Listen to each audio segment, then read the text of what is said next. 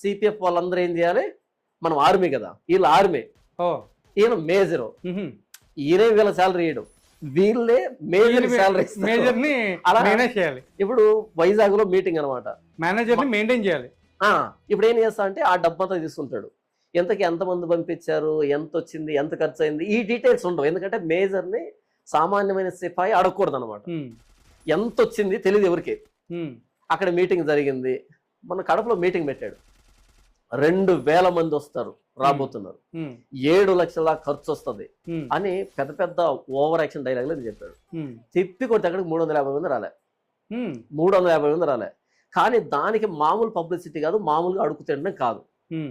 సరిపోయింది ఎవరు, మీటింగ్ పెట్టాల్సింది ఎవరు అడుక్కుంటున్నారు.